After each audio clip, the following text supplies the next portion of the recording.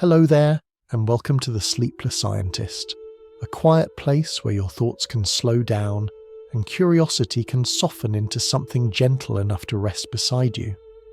Tonight, we're not setting out to solve a puzzle or prove a point. We're simply going to sit with a question that usually passes through our lives unnoticed, like a breeze you only feel once you stop walking. Before we begin, take a moment to get comfortable. Perhaps the lights are already dimmed. Maybe the room is quiet. Or maybe it carries the familiar hum of the night. A fan turning distant traffic, a house settling into sleep. Wherever you are, let your body settle just a little more. There's no rush here. There never was. If you enjoy these calm wanderings through science and ideas, you're always welcome to like or subscribe, only if it feels right.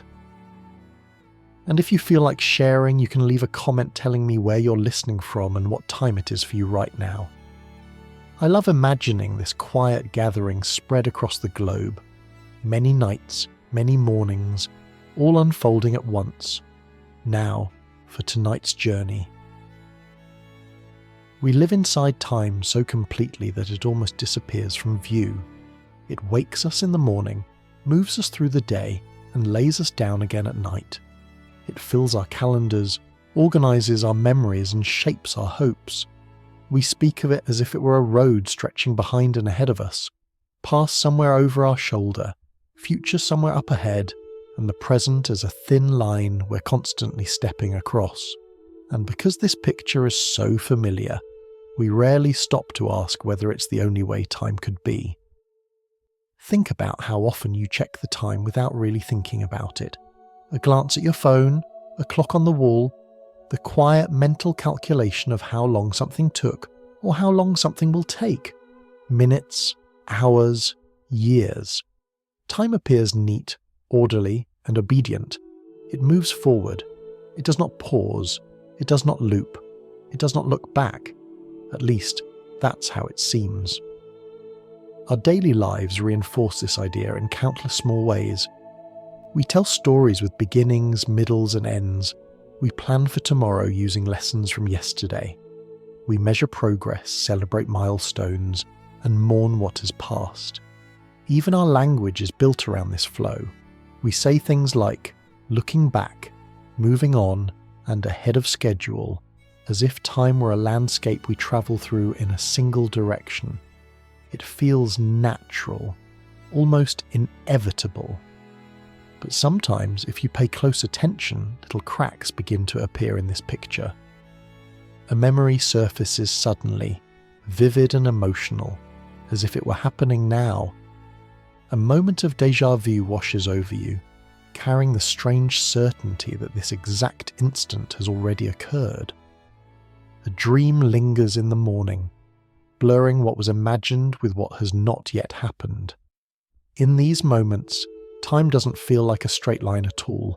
It feels layered, folded, soft around the edges. Tonight, we're going to explore those edges, not by arguing that time is an illusion, or by declaring that the future is already written. That would be far too loud for a night like this. Instead, we'll gently ask whether our experience of time, past, present, and future neatly separated, might be something our minds construct, rather than something the universe demands. Imagine for a moment two different ways of thinking about a story. In one, the story exists as a movie reel. Each frame follows the next. You can only see one moment at a time, and the story unfolds as the projector moves forward. This is how we usually think about time. One moment replaces another. The past slips away. The future waits its turn. In the other, the story exists as a completed painting. Every scene is already there, spread across the canvas. Nothing moves, and yet everything exists. The beginning doesn't vanish when the ending appears. They simply occupy different places. Which of these feels more like time itself, and which feels more like the way we experience it? Our culture, our schedules, and our ambitions strongly favour the movie reel. Productivity depends on it. Progress depends on it. Entire economic systems are built on the assumption that time flows in one direction and that value accumulates along the way. We save time, we spend time, we run out of time. We rarely question whether time itself agrees with these metaphors, but science, in its quieter moments, has begun to ask questions that sound surprisingly similar to the ones people have wondered about for thousands of years. Questions about whether there is a single now shared by the entire universe. Questions about whether the present moment is truly a razor-thin point, or something more like a small breathing window. Questions about whether the distinction between remembering the past and imagining the future is as clear as it feels. None of these questions require equations tonight. No symbols, no sharp edges. Just images and ideas that drift slowly, like clouds rearranging themselves overhead. As we move forward, gently, without any hurry, we'll explore how the brain constructs the feeling of time, how physics quietly lets go of the idea of a universal present, and how consciousness itself might be less like a passenger on the timeline and more like a lantern moving through a much wider landscape. If at any point your thoughts wander, that's perfectly fine. Let them drift. You don't need to hold on to every idea. Some of them are meant to pass through, leaving only a sense of calm curiosity behind. For now, just rest with this simple question, held lightly and without expectation. What if time, as you experience it, is not a straight line you're moving along, but a pattern your awareness is gently weaving as it goes? We'll take our time with that thought. There's no need to answer it tonight. If you stay with that quiet question for a little while longer, you may notice something interesting. The idea of time as a straight line is not something we are taught in a single lesson. It is something we absorb slowly, gently, almost without noticing, the way a room fills with evening light. From the moment we learn to speak, time begins to arrange itself around us. We learn words like before and after, early and late, not yet, and too late. These words do more than describe events. They quietly train the mind to picture time as something that moves in one direction, carrying us along with it. Think about how a typical day unfolds. You wake up to an alarm, a sound designed to pull you forward into the next block of time. Morning routines follow one another in sequence. Breakfast comes after waking, work or school comes after breakfast. Evening arrives as a kind of gentle closing bracket. Night follows, and the cycle prepares to begin again. There is comfort in this structure. The predictability of it helps the mind feel safe. Knowing what comes next allows us to plan, to prepare, to imagine ourselves arriving somewhere slightly better than where we are now. This sense of movement gives life a feeling of direction. But direction, it turns out, is not the same thing as necessity. Our calendars are a good example. They break life into boxes: days, weeks, months, years. We flip from one page to the next and feel as though something real has moved. A birthday arrives, a deadline passes, a new year begins, carrying the quiet promise that something will be different this time. Yet the planet does not reset when the calendar changes. The universe does not pause at midnight. These divisions are useful, even beautiful, but they are agreements we've made with one another, not lines etched into reality itself. The same is true of stories. Almost every story we tell follows a linear path. Something begins, something happens, something ends. Even when stories play with time through flashbacks or imagined futures, they usually return to the comfort of sequence. One thing leads to another. Cause is followed by effect. Meaning unfolds through order. This narrative habit spills into how we understand ourselves. We speak of our lives as journeys. Childhood leads to adulthood. Education leads to career. Effort leads to success. Or at least it is supposed to. We picture ourselves as travellers moving steadily forward, leaving earlier versions of ourselves behind like towns passed on a long road. And again, this way of thinking is not wrong. It is practical. It allows societies to function, projects to be completed, and knowledge to be passed along. Without some shared sense of sequence, cooperation would become very difficult. But practicality does not always equal truth. Sometimes the straight line bends when we're not looking. You might notice it in moments of reflection, when a memory from years ago suddenly feels close, emotionally vivid, as if it were happening again. The distance you thought time had placed between you and that moment quietly collapses. The past does not feel past at all. It feels present, alive, and surprisingly nearby. Or you might notice it in anticipation. Waiting for something important can stretch time until it feels thick and slow, while moments of joy seem to pass too quickly. The clock may measure each minute the same way, but your experience of those minutes tells a very different story. These small distortions are easy to dismiss. We call them tricks of perception, quirks of psychology. But they point to something deeper. The sense of time flowing evenly forward is not something we observe directly. It is something we feel, interpret, and continuously reconstruct. Even the idea of progress, so central to modern life, relies on this straight-line view.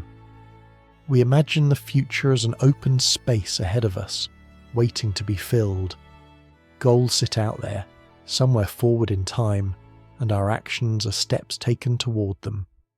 This can be motivating, but it can also be exhausting. There is always another milestone, another horizon, another future version of ourselves we are expected to reach. In this framework, the present moment becomes strangely thin. It exists mainly as a bridge between what has already happened and what has not yet arrived. We stand on it briefly, then move on.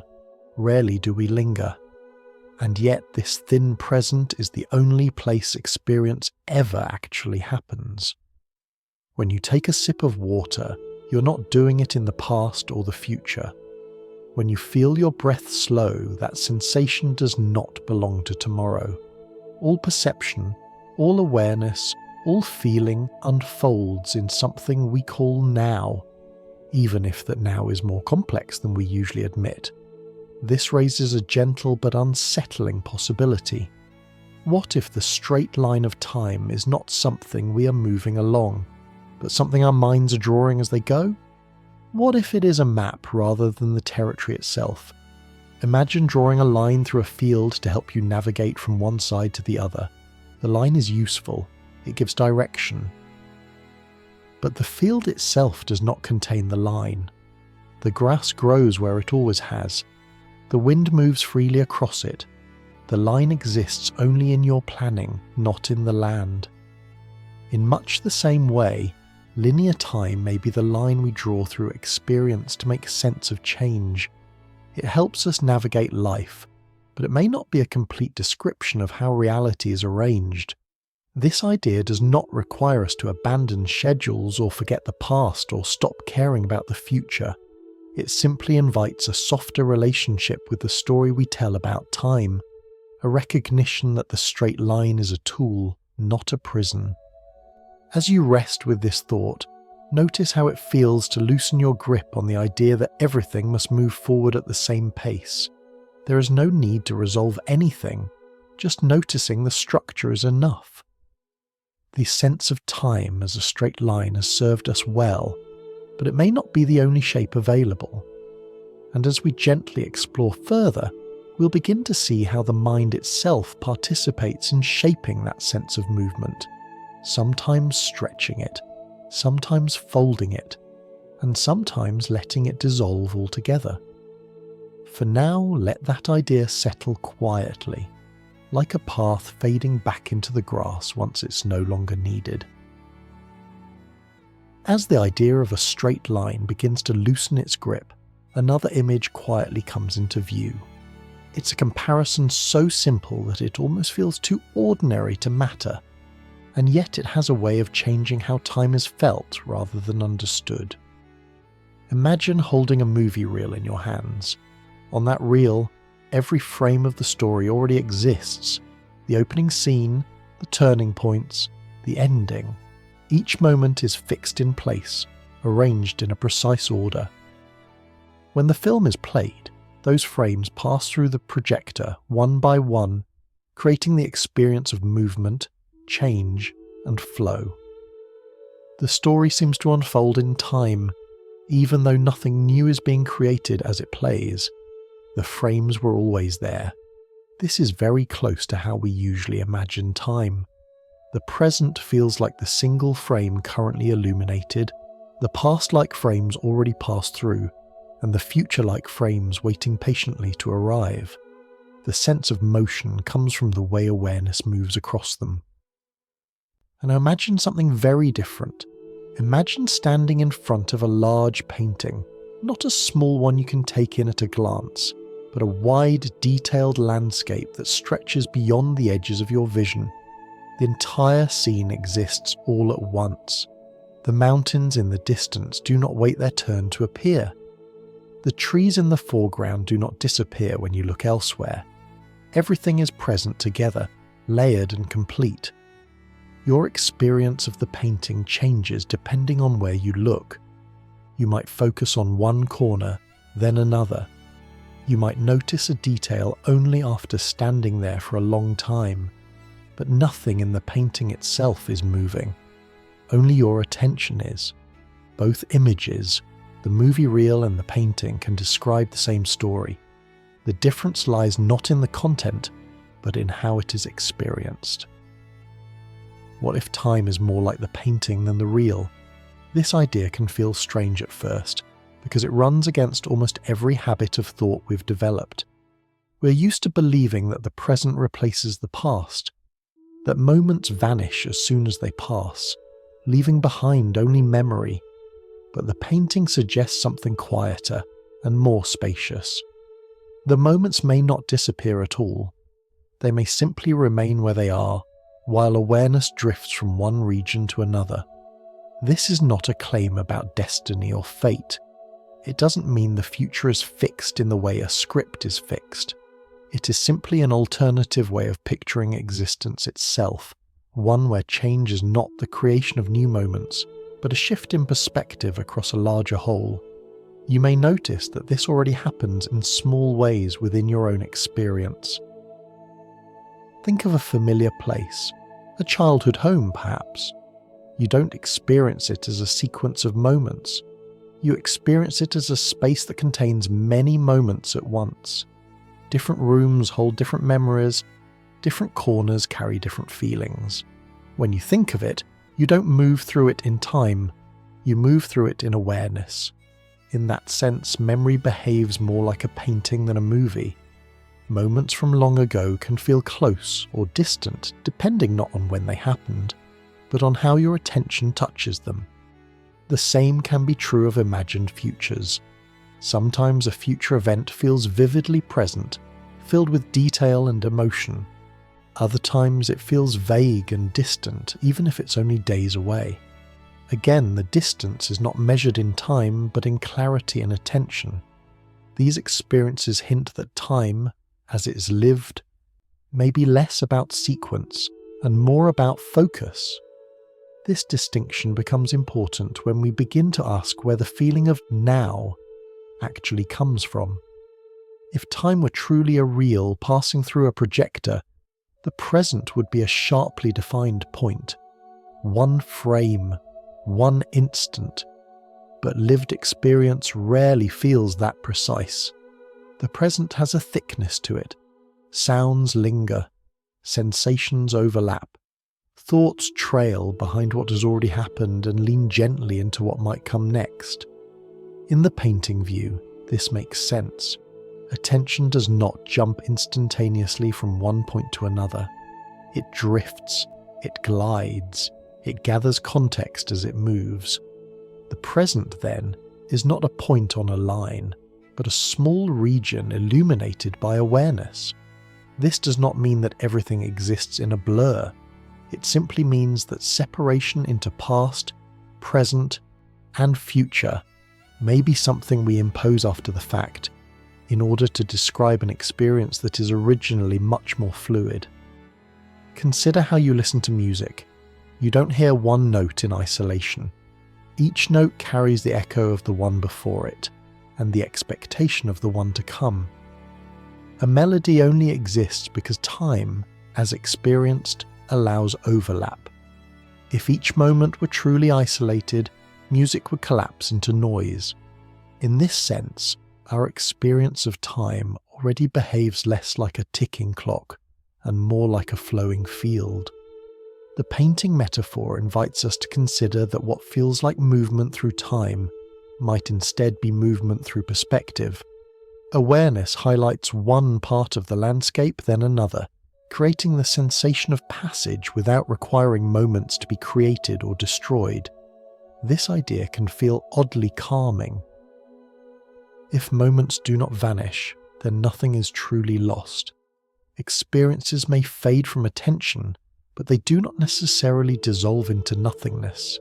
They simply rest where they are, part of a larger structure that we glimpse only in fragments. It also softens our relationship with the future.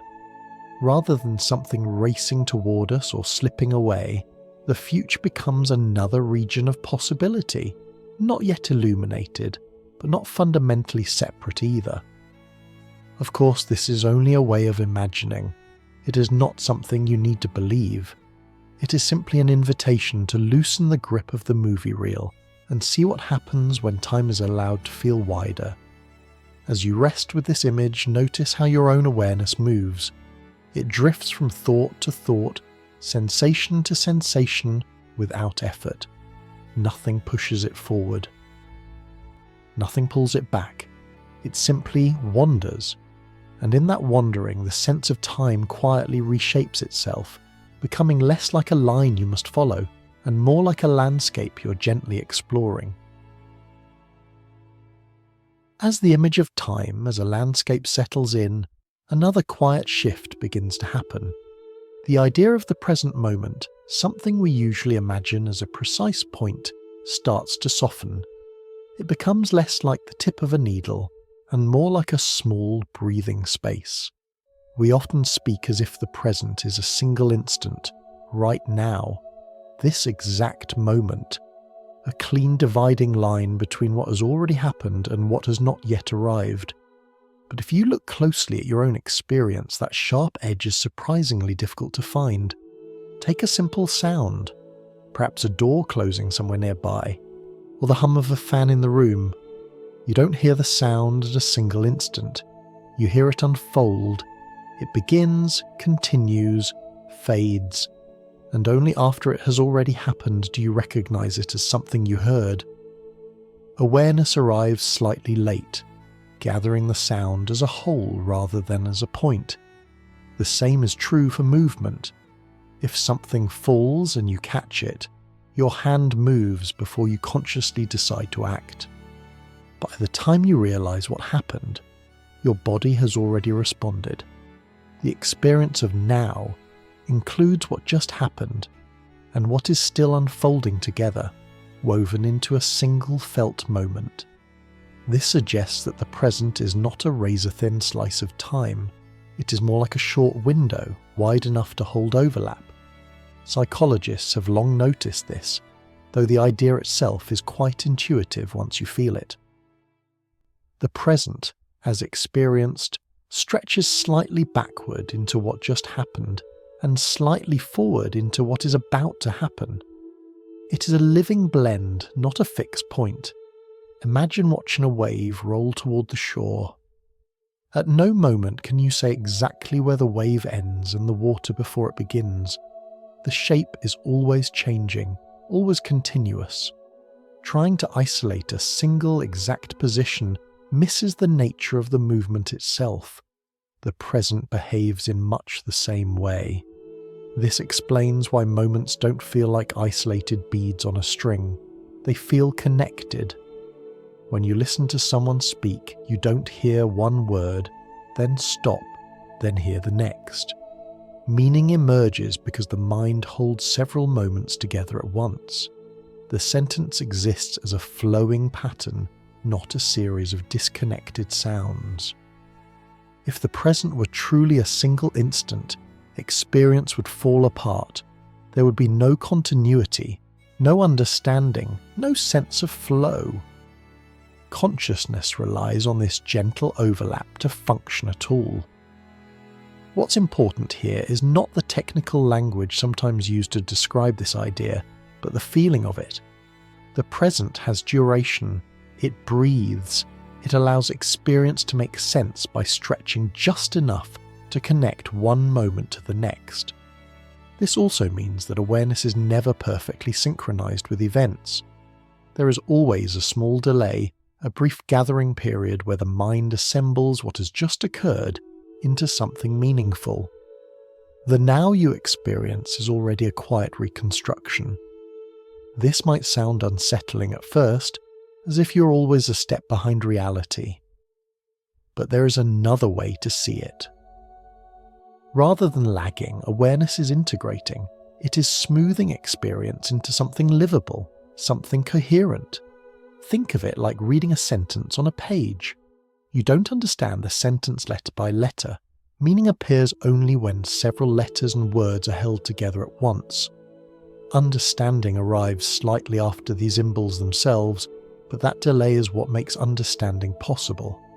In this light, the present is not something you miss by being too slow. It is something that exists only because of this gentle delay. This has an interesting effect on how we think about past and future.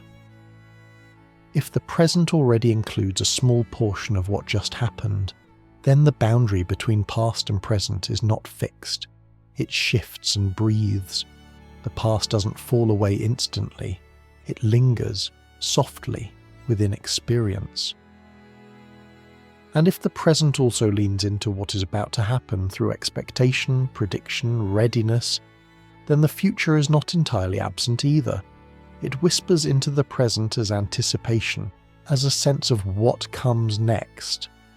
This does not mean we see the future. It means the mind is always preparing for it, shaping the present with quiet expectations. When you reach for a cup, your hand already knows its weight before you lift it. When you walk, your body predicts the ground beneath your feet. The present moment is full of these subtle leanings forward. So the now you live inside is already a blend, a soft crossing point where memory and anticipation meet. This view gently dissolves the idea that time must be experienced as a strict sequence of isolated instants.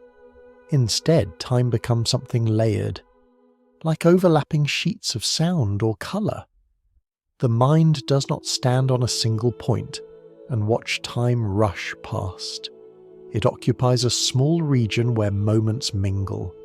For listening, for resting, for falling asleep, this can be deeply reassuring. If the present is not a sharp edge that must be held onto, then there is nothing to lose by letting go. You're not missing anything by relaxing.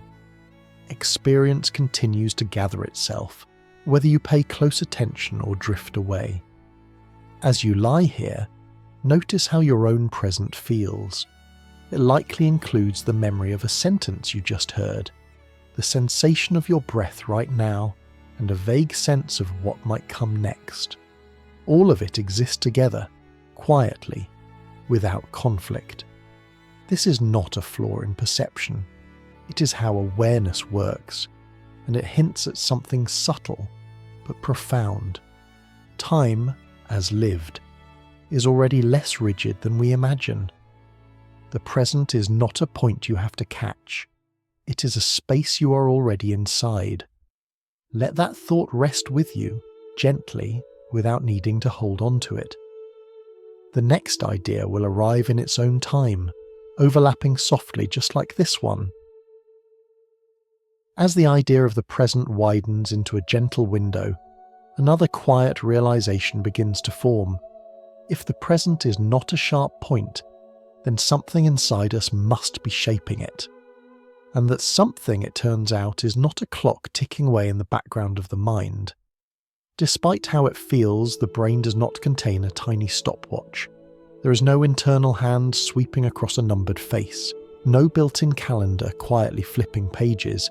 Instead, the brain does something far more subtle and in many ways more creative. It notices change. When you think about it, time itself is never sensed directly. You don't feel seconds passing the way you feel warmth or pressure. What you experience are events. A sound begins and ends, a light turns on and off, a thought arises and fades. The brain strings these changes together and from that sequence, constructs the sense that time is moving. Imagine walking through a dark room with a flashlight. You don't see the entire space at once. You see whatever the beam touches. As you move the light, objects appear and disappear. From this shifting pattern, you build a mental map of the room. But the room itself was always there.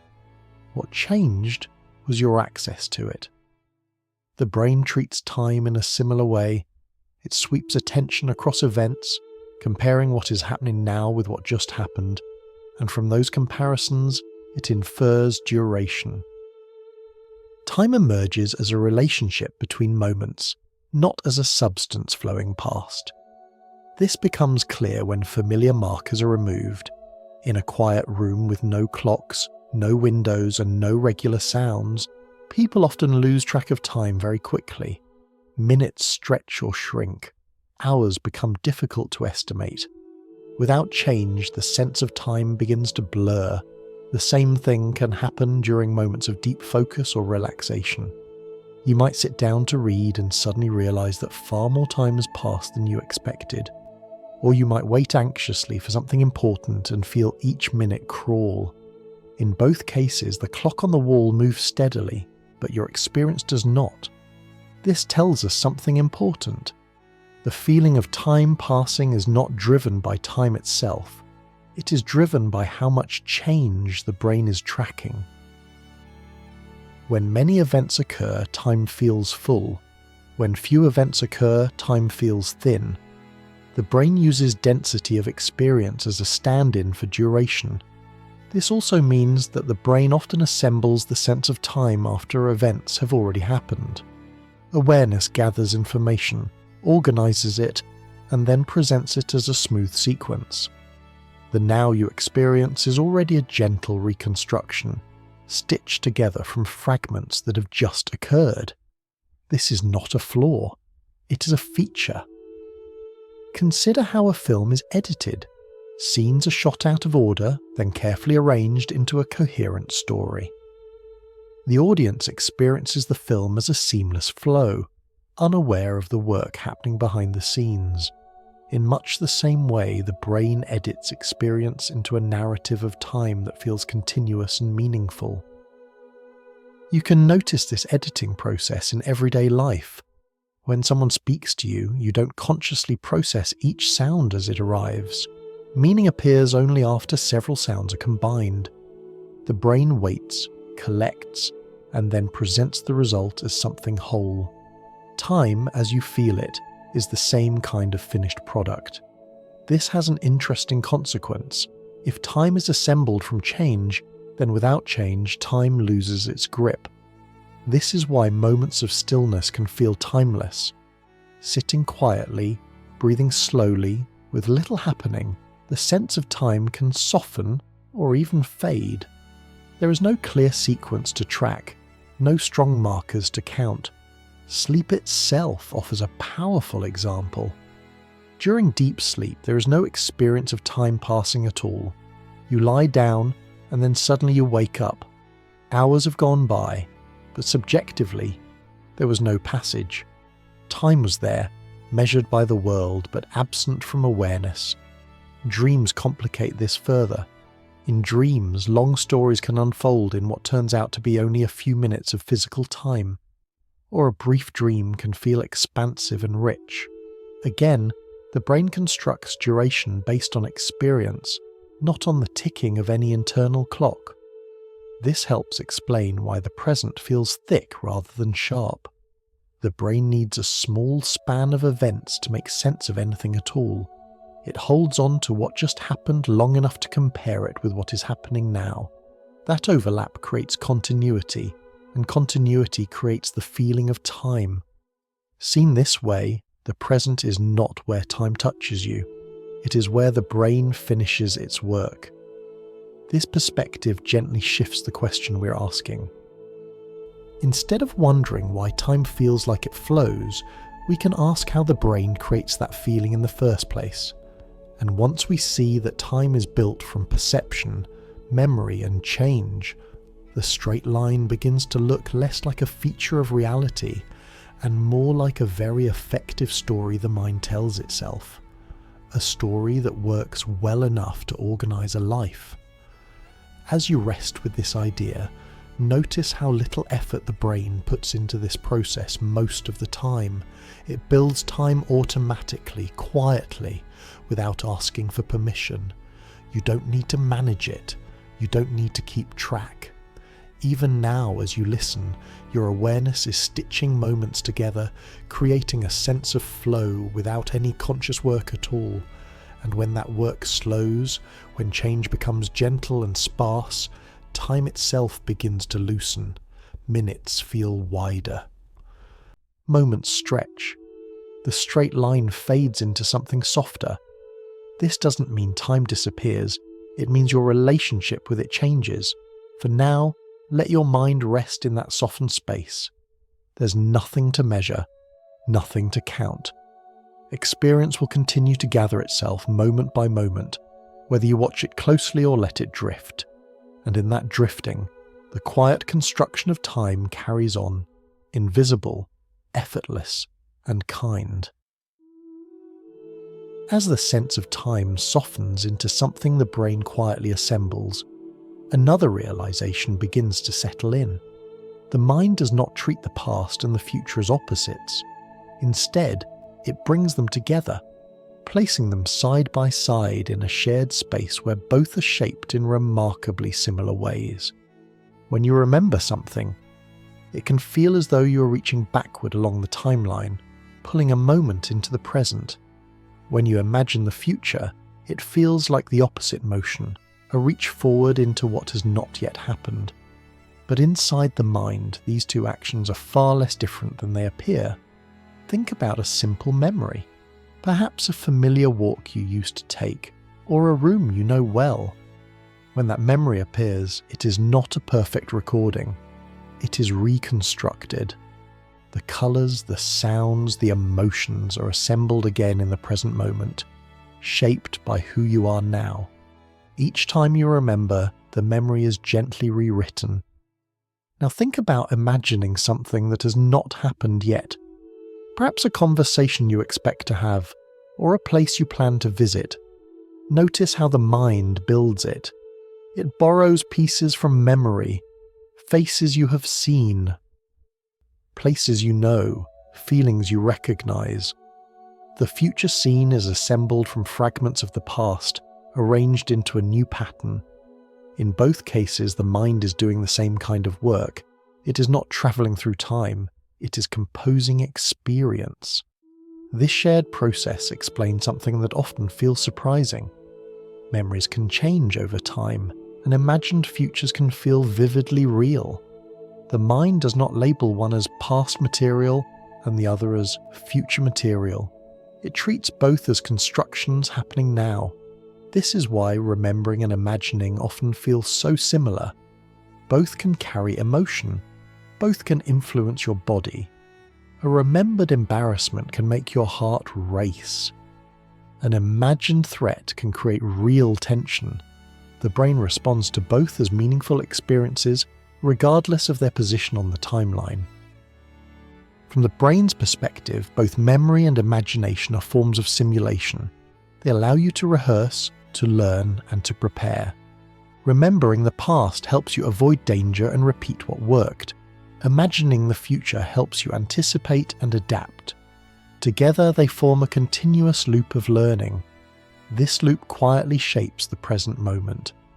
As you listen now, your brain is already predicting what comes next, not in words or images, but as a gentle expectation. When a sentence begins, your mind prepares for how it might end.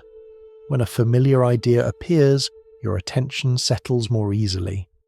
Prediction is not a special skill. It is the background hum of awareness. These predictions are built from memory. The brain looks at what has happened before and uses it to shape what it expects to happen next. In this way, the future is always being constructed from the past, moment by moment. But because this process happens automatically, it can feel as though the future is reaching back toward us. A sense of anticipation arises before anything actually occurs. A feeling appears, and only later does an event arrive that seems to match it. This can give the impression that awareness has briefly touched the future. In reality, the mind has simply done what it always does. It has used patterns from the past to prepare for what might come.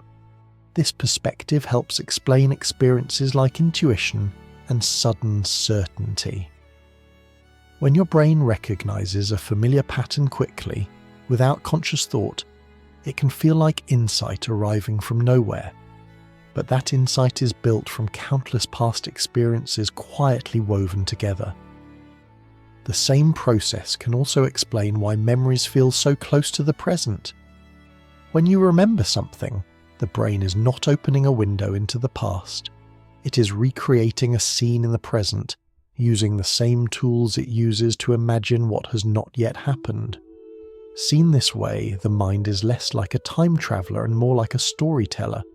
It gathers fragments, arranges them, and presents them as meaningful scenes. Some scenes are labelled past, others future, but they're all experienced now. This does not make memory unreliable or imagination false. It simply means both are active processes, shaped by attention, emotion, and context. The line between them is thinner than we usually think. This thinning of boundaries has a quiet effect on how time is felt. If the past can be present through memory, and the future can be present through imagination, then the present becomes a meeting place rather than a dividing line. It is where all these threads come together. For listening and resting, this can be surprisingly comforting. You do not need to chase the future or cling to the past. Both already appear, softly, when the mind invites them in. They arrive not as fixed destinations, but as patterns of thought and feeling that pass through awareness. As you lie here, notice how thoughts drift in and out. A memory may surface, then fade. An idea about tomorrow may appear, then dissolve. None of these require effort. They arise on their own, shaped by the same gentle process. The brain does not ask whether a thought belongs to yesterday or tomorrow before it lets it appear. It simply allows it to pass through the present moment, where all experience lives. This understanding quietly reshapes the way time feels. Past and future lose some of their weight. They become less like places you must visit, and more like stories the mind tells when it needs them. And when the mind rests, when it no longer needs to rehearse or prepare, those stories grow quieter. The present expands, not because time has stopped, but because fewer simulations are being built. In that quieter space, awareness feels wider, less busy, less bound to the line it usually follows. You don't need to hold on to this idea. Just let it settle gently, the way a memory does, or the way a thought about tomorrow briefly appears before fading away. The mind knows how to weave time. It has been doing so all your life, and for now it can rest. As memory and imagination settle into the same quiet room of the mind, another question naturally rises, almost on its own. If the brain can so easily recreate the past and so effortlessly imagine the future, why does one feel solid and familiar while the other remains uncertain and open? Why do we remember yesterday but not tomorrow? At first glance, this seems obvious. The past has already happened. The future has not. But when we look more closely at how the mind actually works, the answer becomes more subtle and far more interesting. The difference is not that the past is closer to us than the future. It is that the past leaves traces. Imagine walking across a snowy field. Each step you take leaves a clear footprint behind you. You can turn around and see exactly where you've been. The snow records your movement, but ahead of you the snow is untouched. There are no footprints yet, not because the ground is different, but because nothing has passed through it. Memory works in much the same way. Events that have already occurred leave marks in the brain. Patterns form, connections strengthen, experiences settle into networks that can later be reactivated. The future, on the other hand, has not yet left any traces. There are no footprints to look back at, only smooth snow filled with possibility. This difference creates what we experience as the direction of time. It is not that time itself points from past to future, like an arrow carved into the universe. It is that memory forms in only one direction. The brain can record what has happened, but it cannot record what has not yet occurred. Because of this, awareness naturally looks backward when it searches for certainty. The past feels real because it has left something behind. The future feels open because it has not. This can give the impression that time itself is flowing forward, carrying us from memory into uncertainty. But another way to see it is that memory is the source of that feeling. Without memory, the sense of a moving timeline would dissolve. You can notice this in moments when memory briefly steps aside. In deep sleep, there is no memory of time passing. Hours disappear. From the inside, the night collapses into a single jump from lying down to waking up. Time was there, measured by clocks and sunrise, but absent from experience. Certain altered states show something similar. When attention becomes very still and thoughts quiet down, the sense of time can soften or fade entirely. Without memory actively organizing experience, the line between moments becomes less distinct. This suggests that the feeling of time moving is not something the universe imposes on us. It is something the mind generates as it records and compares events. The idea can feel counterintuitive because we are so used to thinking of time as a force acting on us, pushing us forward whether we like it or not. But from this perspective, time's direction emerges from how experience is stored, not from how reality itself must behave. This also explains why the future can feel heavy with uncertainty. Without traces to rely on, the brain must fill in the gaps using imagination and prediction. It builds possible futures rather than remembered ones. These possibilities can feel vivid, but they do not carry the same weight as memory, because they have not yet been confirmed by experience. This is why anxiety often lives in the future. The mind projects possibilities forward, some helpful, some troubling, and reacts to them as if they were already real.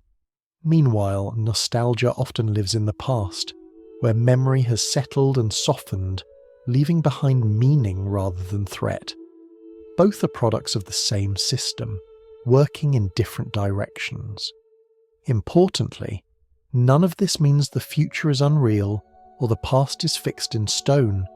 Memory itself is not a perfect record.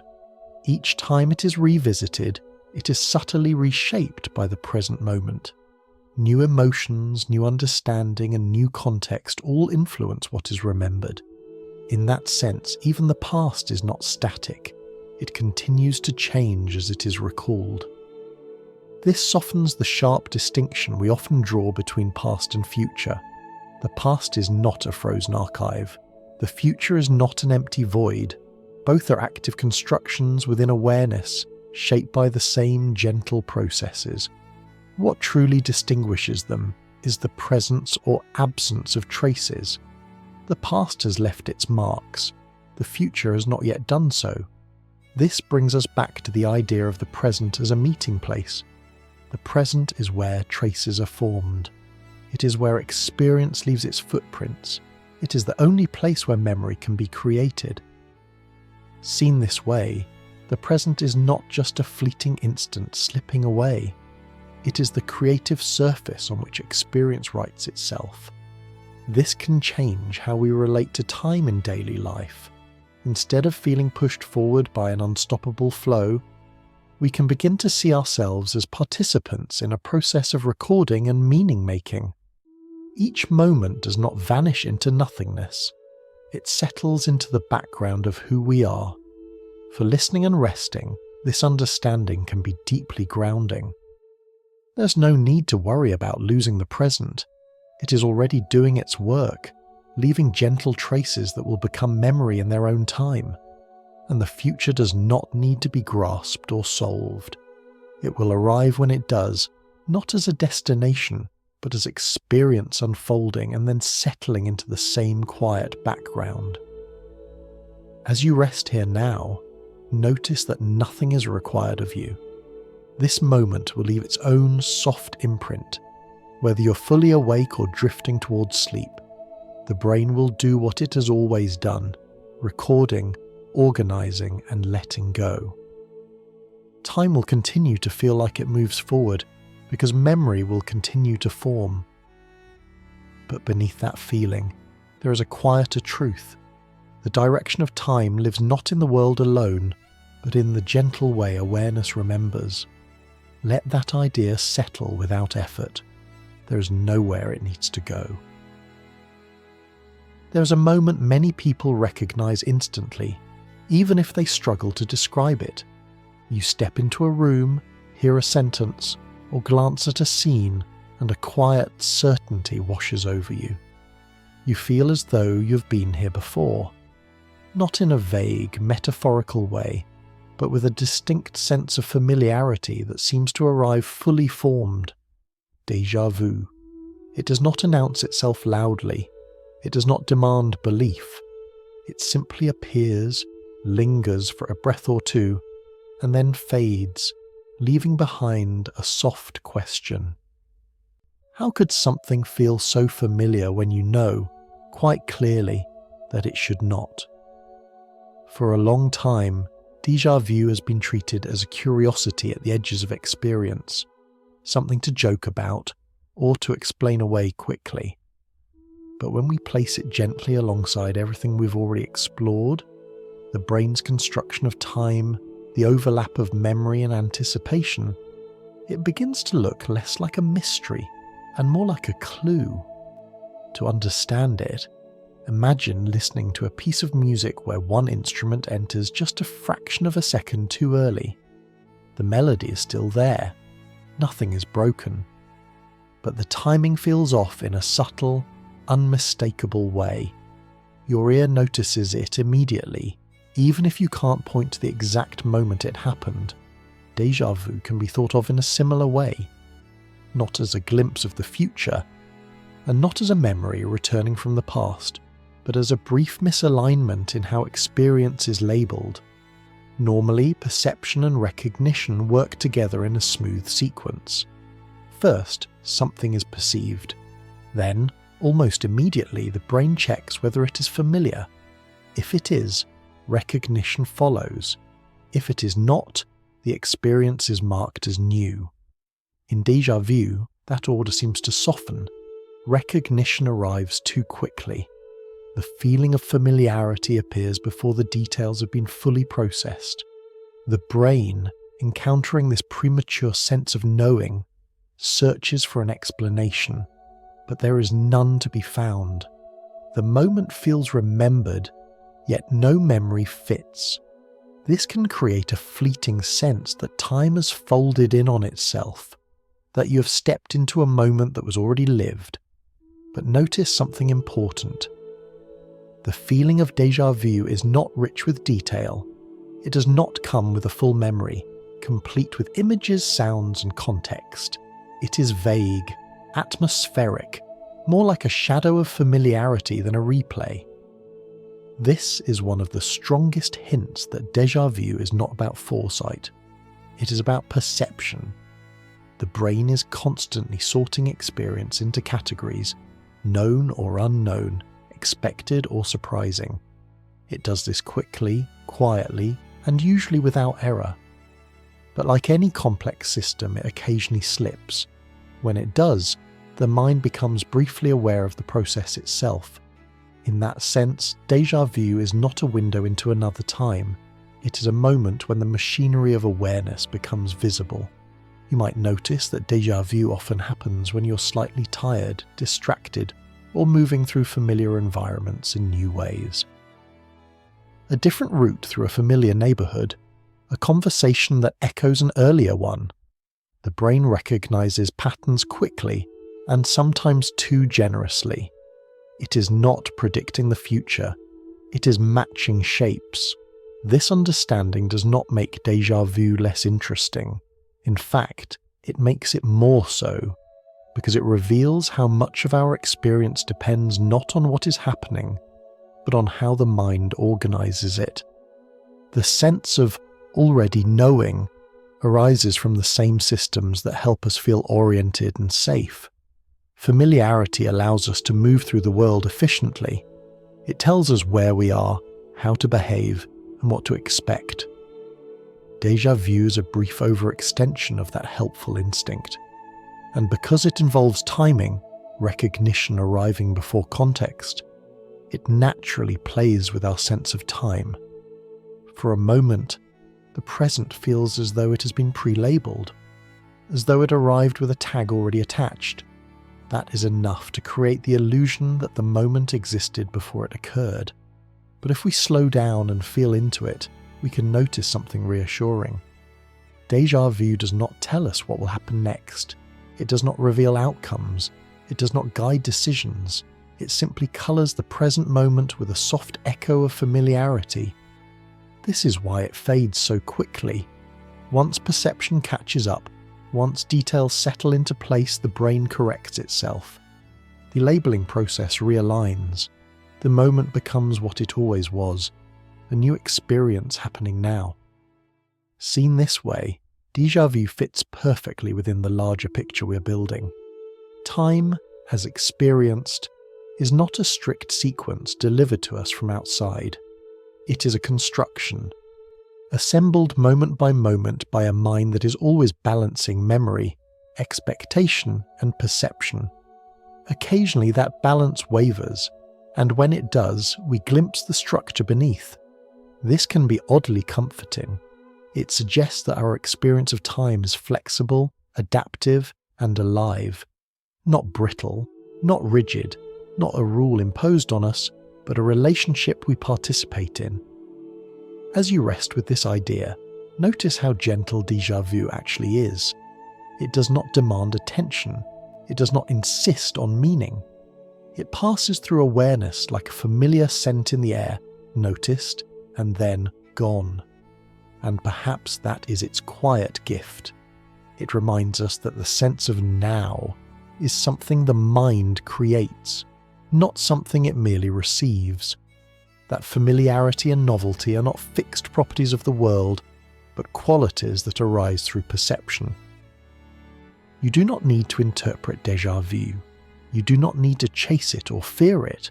It is simply one of the many ways the mind reveals its inner workings, briefly and without drama. If it appears, let it pass. If it does not, nothing is missing. Time will continue to be woven gently, moment by a mind doing its best to keep experience coherent and kind.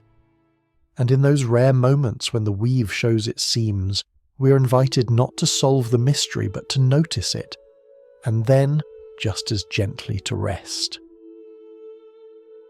There are moments when understanding arrives without explanation. You make a decision before you can say why. You step aside just in time. You reach out and catch something before it falls. Only afterward does the mind scramble to assemble a reason, as if surprised that the body already knew what to do. We call this intuition.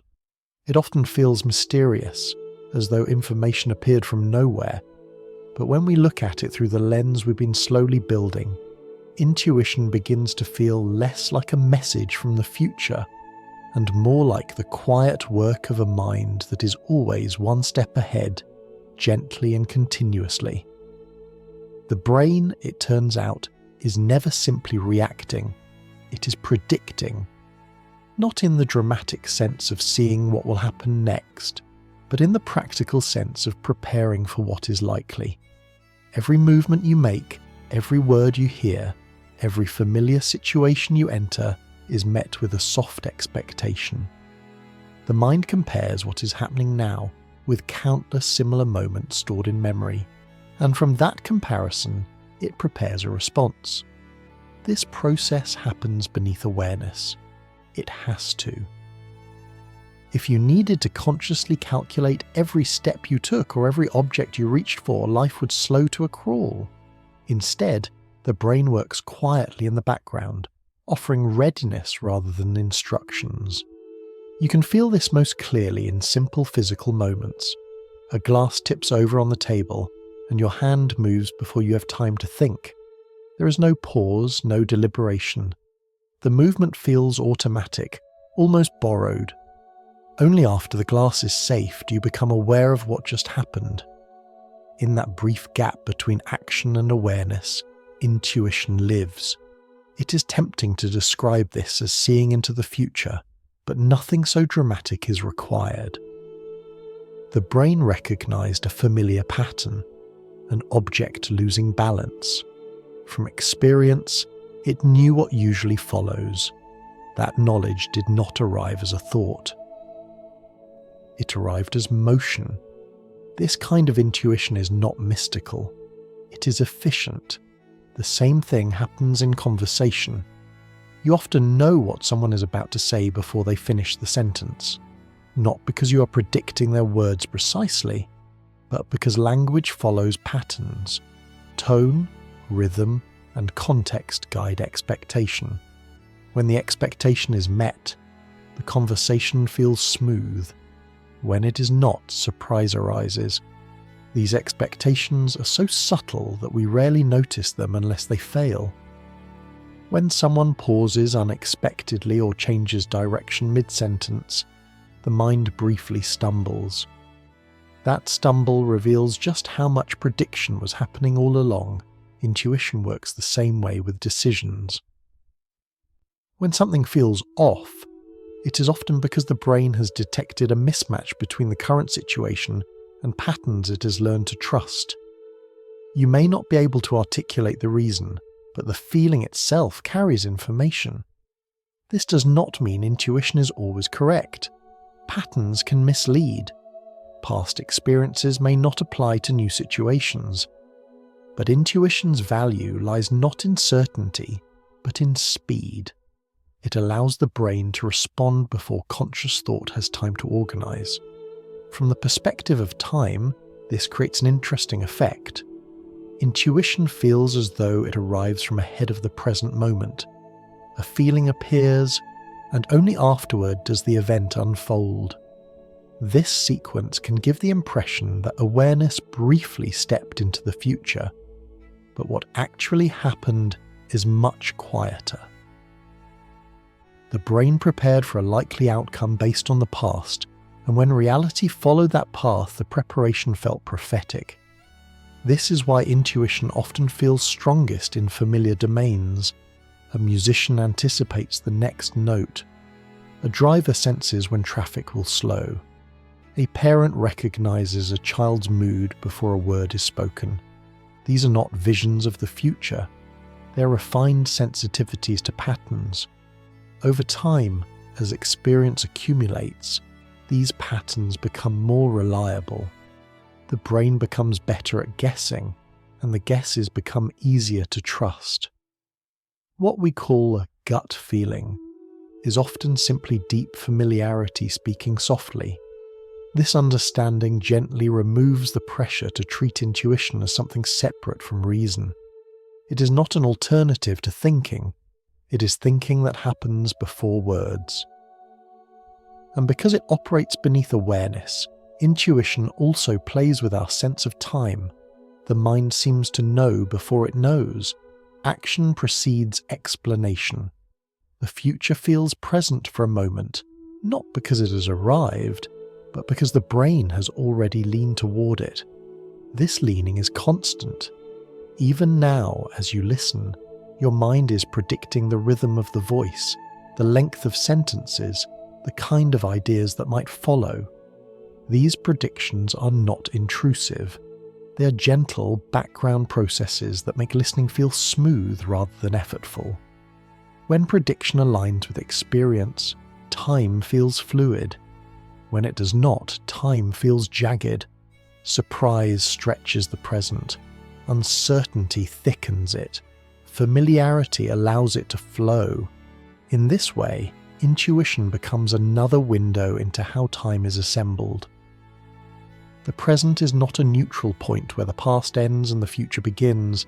It is an active space where memory and expectation meet, negotiate, and prepare. For resting and listening, this can be a relief.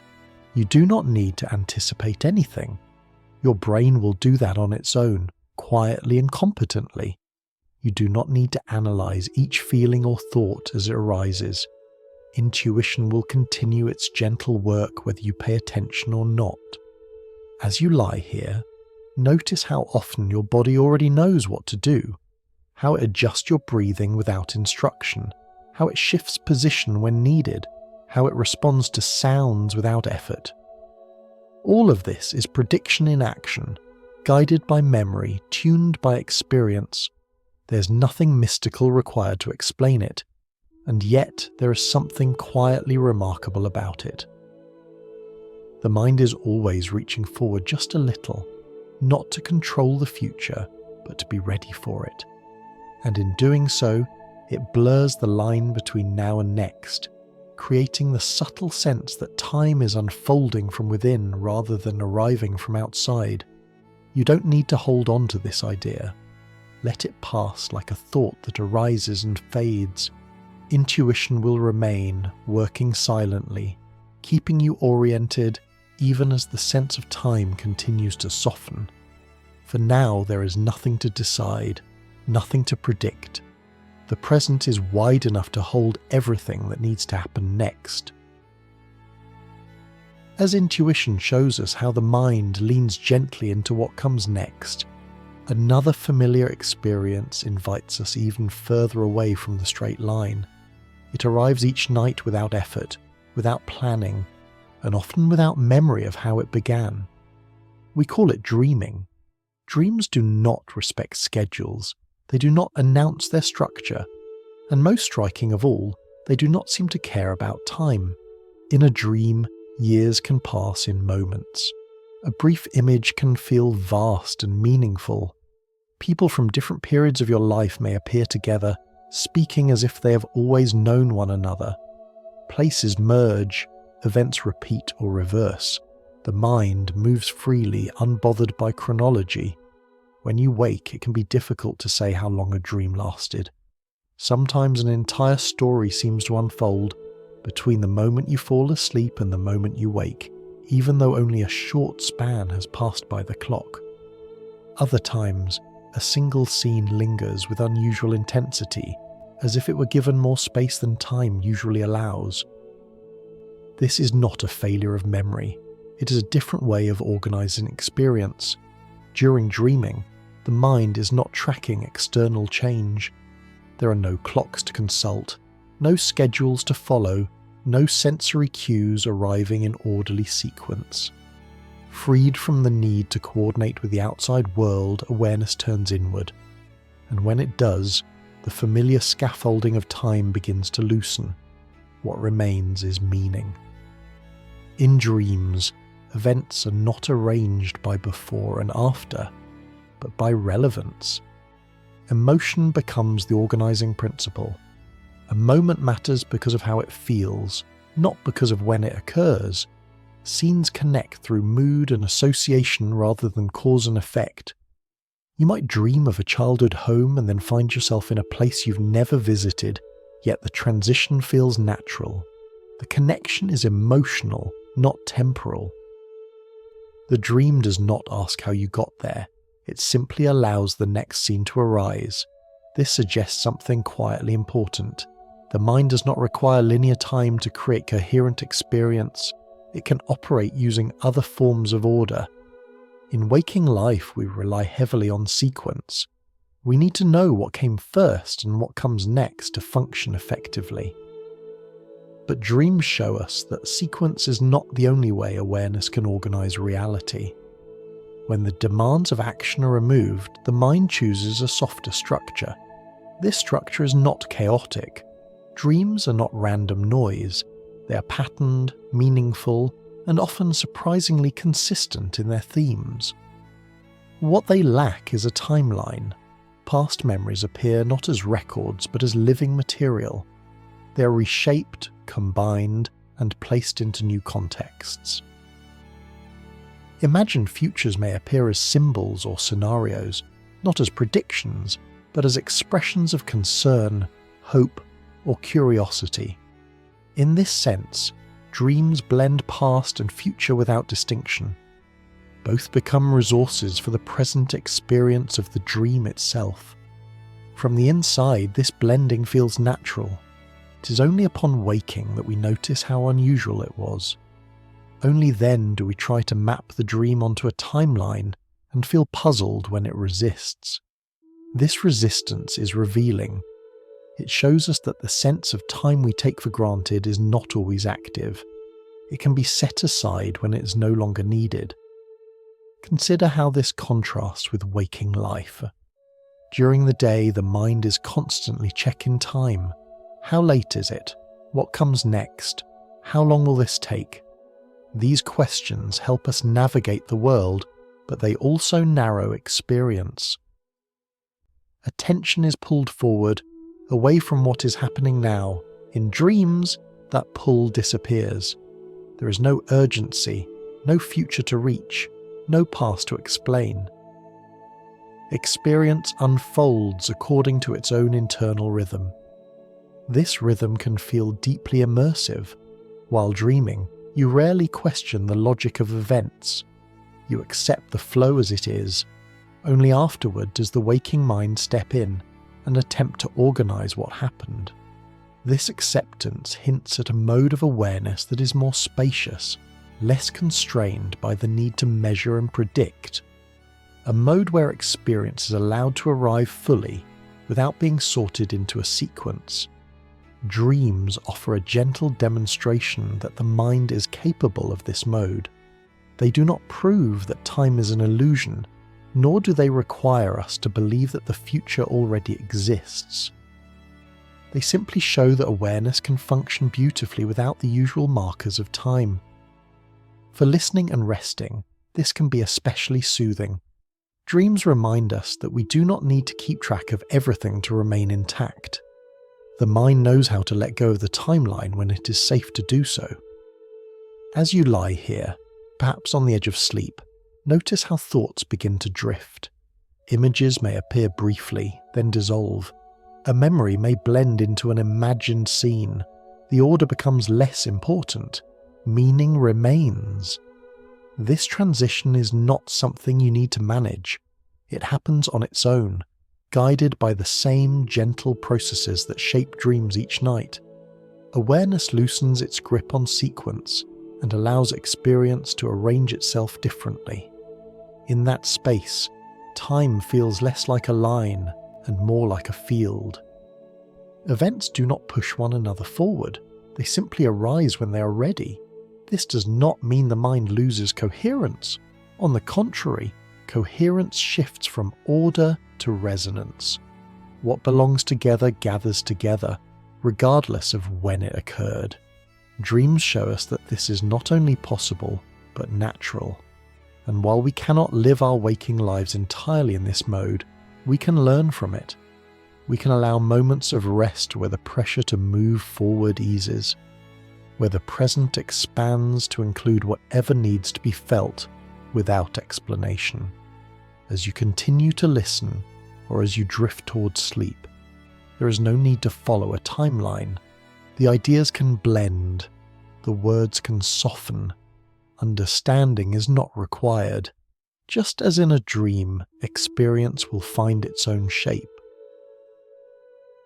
Up to this point, We've stayed close to the texture of experience. We've listened to how time feels, how memory and anticipation blend, how dreams let chronology dissolve. Now, without changing the gentle pace, we can widen the view just a little and notice something surprising. When physics looks closely at the universe itself, it begins to let go of the very idea we've been questioning all along. The idea of a single, universal now. In everyday life, it feels obvious that the present moment is shared. You and I are both here now, the same second, the same instant. It feels as though a now is something solid, stretching across the world like a thin sheet, touching everything at once. But this feeling turns out to be something we bring with us, not something the universe insists upon. To see why, imagine two people travelling on different trains. One train is moving steadily along a track. The other is passing in the opposite direction. As they pass each other, each person looks out the window and sees the other for a brief moment. From their own point of view, that meeting happens now. But here's the gentle twist. Because they are moving differently, their clocks do not agree in quite the way we expect. What one person considers happening at the same time does not line up perfectly with what the other person considers happening at the same time. Their present moments overlap, but they are not identical. Nothing dramatic occurs, no rules are broken, both experiences are valid. And yet, the idea of a single, shared now quietly slips out of reach. This is not because time is broken or confusing. It is because now depends on perspective. In physics, this realization arrived not as a philosophical statement, but as a practical observation. When objects move differently, or experience the world differently, their sense of simultaneity changes. Events that appear to happen together for one observer may not appear to happen together for another. Rather than causing chaos, this insight brings clarity. It tells us that the universe does not provide a master clock that everyone must obey. Each observer carries their own sense of time, shaped by motion and context. Think of it like standing on different hills overlooking the same valley. Each person sees the landscape from a slightly different angle. No single view is wrong, but no single view captures everything at once. The present moment works the same way. This idea can feel unsettling at first, because we are so used to treating now as something absolute. But notice how well it fits with everything we've already explored. If the brain builds the sense of time from experience, memory, and expectation, then it makes sense that different experiences would produce slightly different nows. The universe, it seems, does not insist on a single present. It allows many. This does not mean that time is an illusion, or that nothing is real. It simply means that time is relational. It emerges from how events are connected, not from a universal ticking sound echoing through space. To make this more intuitive, imagine a group of people listening to the same piece of music from different rooms in a house. Some are closer to the source, some are farther away. Each person hears the music slightly differently.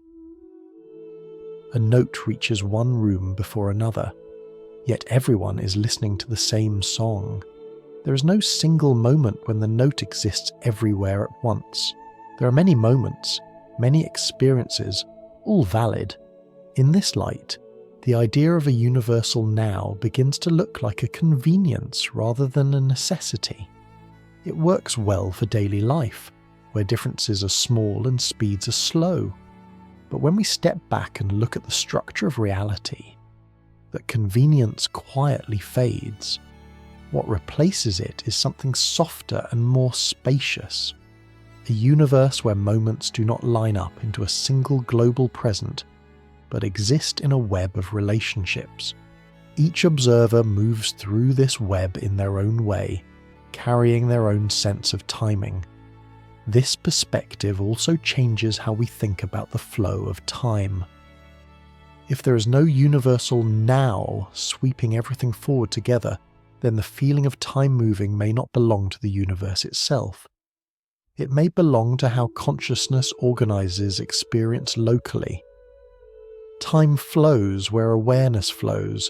This idea does not require us to imagine anything exotic. We don't need strange diagrams or unfamiliar symbols. We can feel it already in everyday life. Two people can experience the same event differently. One moment can feel long to one person and short to another. The present stretches and compresses depending on context. Physics simply confirms that this flexibility is not a flaw in perception. It is woven into the fabric of how reality is experienced. As you rest with this thought, notice how it eases the pressure to keep up with time.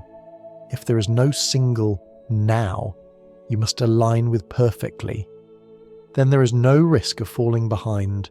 You're already where you are, experiencing the present that belongs to you. This does not separate you from the world, it connects you to it more honestly. Your experience of time is not a mistake. It is a natural result of how awareness meets reality. And when we release the idea that there must be one correct present moment shared by everything, we make room for a quieter understanding. The present is not a place you arrive at. It is a relationship you inhabit. As the night continues and your attention softens, that relationship becomes gentler. The need to track time loosens. The sense of urgency fades. What remains is a calm awareness, moving at its own pace perfectly in time with itself. There is no need to synchronize, there is no need to hurry. The universe does not demand it. As the idea of a single, shared now gently dissolves, another image begins to feel more natural. It does not arrive as a theory or a declaration, but as a way of looking, a quiet shift in perspective that asks us to imagine the universe not as something happening, but as something already laid out. Picture a vast landscape, not one you move through in a hurry, but one that stretches calmly in every direction. Hills rise, valleys dip, rivers wind their way across the terrain. Nothing in this landscape is rushing forward. Nothing is waiting to arrive. It simply exists, complete and patient. Now imagine that your life is not a point moving across this land, but a path already drawn within it. From this view, moments are not created and destroyed, they are places. Yesterday is not gone any more than a town you once visited has vanished from the map. Tomorrow is not rushing toward you any more than a distant mountain is running to meet you. Both are simply located elsewhere in the same terrain. This way of imagining time is sometimes called a block universe. We don't need that name to feel the idea. What matters is the image, a universe that exists all at once, not as a frozen moment, but as a complete structure. In this picture, change is not the universe rearranging itself. Change is movement through perspective. Awareness travels the path, illuminating one region at a time, creating the feeling of motion without requiring the landscape itself to move. You may notice how naturally this fits with the metaphors we've already explored. The painting rather than the movie reel. The map rather than the road rushing beneath your feet. The landscape rather than the ticking clock. None of these images deny experience. They simply relocate it. From inside the path, life still unfolds moment by moment. You still wake, breathe, listen, and rest. Time still feels as though it passes, but from the wider view, that passage belongs to awareness, not to the structure of reality itself. This distinction is gentle but profound. It means that the universe does not need to wait for the future to happen. The future is not a blank page slowly being written. It is a region of the landscape not yet visited from your current position.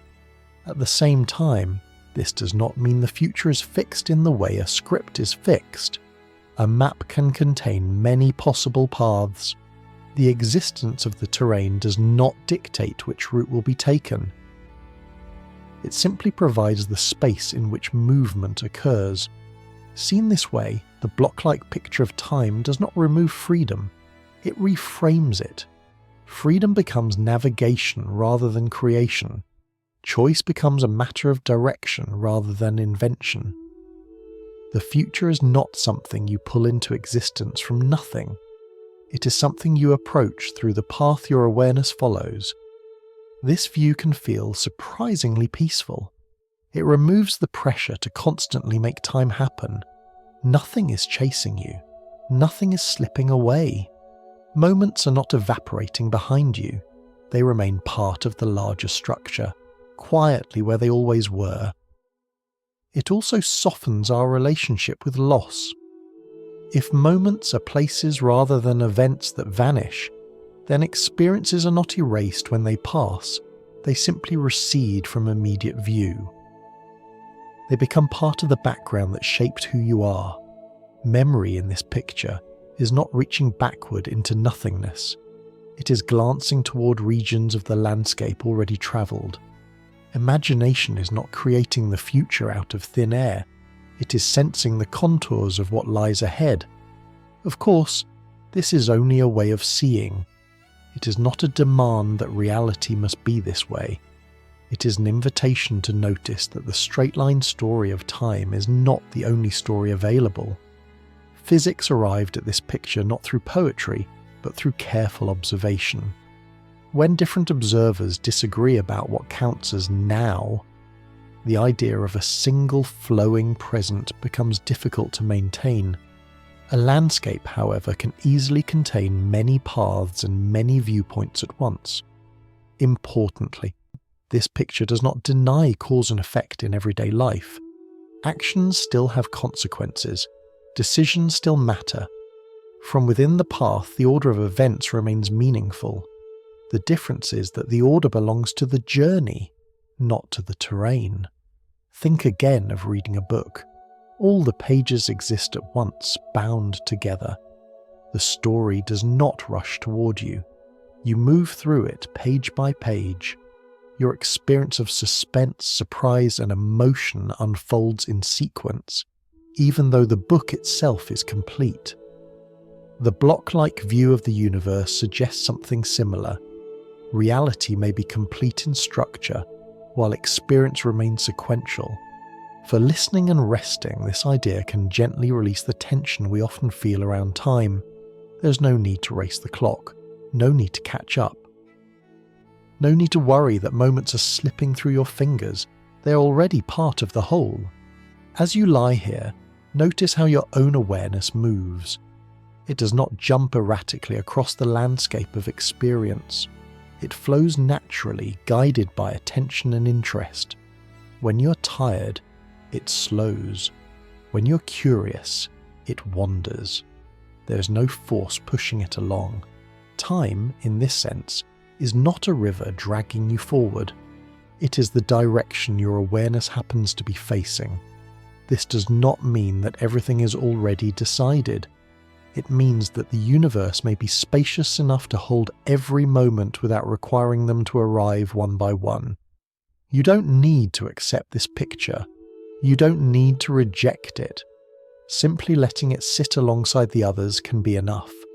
It is one more way of easing the grip of urgency, one more way of allowing the present to feel wide and unthreatening. As the night deepens, the landscape grows quiet. There is nothing to reach for, nothing to outrun. Awareness continues its gentle walk, illuminating one moment at a time, while the rest of the terrain rests patiently around it. And in that stillness, time no longer feels like something that happens to you. It feels like something you move through, calmly, without resistance. As the image of the universe as a calm, complete landscape settles in, another idea begins to appear at the edges of our understanding. It is an idea that physics approaches carefully, almost reluctantly, because it challenges one of our most trusted habits of thought, the habit of cause and effect. In everyday life, cause and effect feel simple and reliable. You flip a switch, the light turns on, you drop a cup, it falls. One thing happens, then another follows. This order gives the world a sense of stability. It reassures us that events unfold in a predictable sequence, and for the most part, this intuition serves us well. But when scientists began to study nature at its smallest scales, they noticed something unexpected. The neat chain of causes began to blur.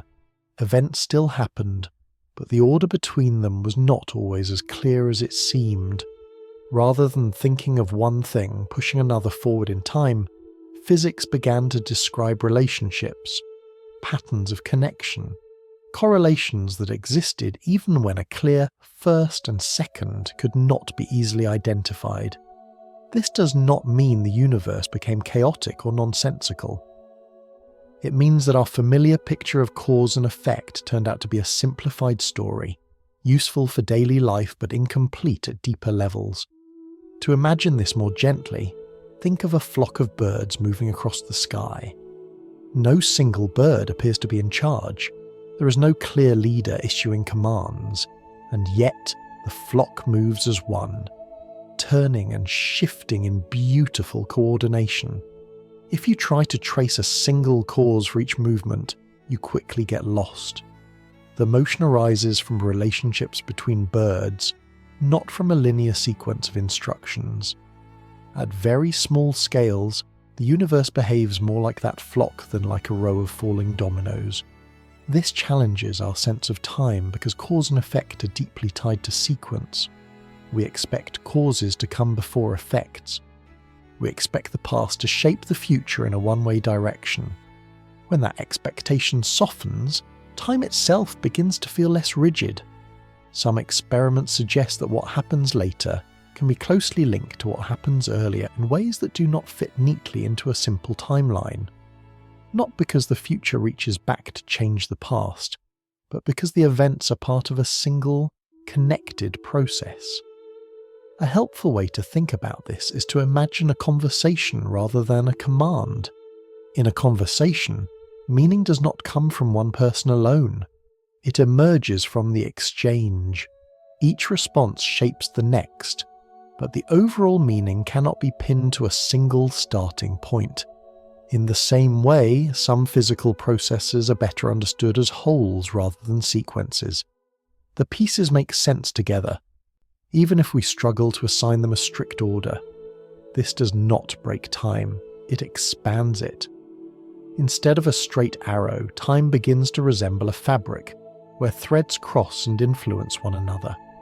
Pulling on one thread changes the tension in others, not because one comes before the other, but because they are woven together. Importantly, this does not mean that the future is already deciding the past, or that everyday cause and effect no longer apply. On the scale of human life, cups still fall when dropped, and switches still turn on lights. The familiar rules remain reliable where they matter most. What changes is our understanding of why those rules work. They work not because the universe is built from a strict sequence of pushes and pulls, but because patterns of relationship tend to stabilize at larger scales. Order emerges. Predictability appears. The world becomes navigable. At smaller scales, where those stabilizing patterns are looser, relationships take precedence over order. Time becomes less like a line and more like a network. This perspective fits surprisingly well with the ideas we've already explored. The brain builds time from memory and expectation. The present stretches into a window rather than a point. The universe allows many nows rather than one. And now, even cause and effect soften into something more relational than sequential. None of this demands that we abandon common sense. It simply invites us to notice that common sense is a local guide, not a universal rule book. For listening and resting, this can feel oddly reassuring. If the deepest layers of reality are not rigidly ordered, then the pressure to understand everything in sequence can ease. meaning does not always arrive step by step. Sometimes it appears all at once, like a pattern snapping into focus. This is something you may have experienced yourself, an insight that did not build gradually but arrived suddenly, a realization that made sense of past events without having been consciously constructed. In those moments, understanding feels less like a chain and more like a whole. The mind, it seems, mirrors the universe in this way. Both are capable of holding relationships without forcing them into a strict order. As you lie here now, there is no need to trace causes or predict effects. There's no need to follow a sequence. Experience can simply be what it is, unfolding gently, connected internally rather than arranged on a line. Time does not need to be solved tonight. It does not need to be explained away or defended. It can remain slightly out of focus, like the edges of a dream, while awareness rests in the centre. In this softened view, the past is not locked behind you, and the future is not bearing down ahead. Both are connected through the present moment, not as points on a timeline, but as parts of a larger pattern. And within that pattern, you're not being pushed forward. You're simply participating. Let that idea settle without effort. Cause and effect can take care of themselves. The universe has been doing that long before we started thinking about it. For now, there's only this gentle awareness, resting comfortably inside a world that is more connected and less hurried than it first appears. As the image of the universe as a calm, complete landscape settles in, another idea begins to appear at the edges of our understanding. It is an idea that physics approaches carefully, almost reluctantly, because it challenges one of our most trusted habits of thought, the habit of cause and effect. In everyday life, cause and effect feel simple and reliable. You flip a switch, the light turns on. You drop a cup, it falls. One thing happens, then another follows. This order gives the world a sense of stability. It reassures us that events unfold in a predictable sequence, and for the most part this intuition serves us well. But when scientists began to study nature at its smaller scales, they noticed something unexpected. The neat chain of causes began to blur. Events still happened, but the order between them was not always as clear as it seemed. Rather than thinking of one thing pushing another forward in time, physics began to describe relationships, patterns of connection, correlations that existed even when a clear first and second could not be easily identified. This does not mean the universe became chaotic or nonsensical.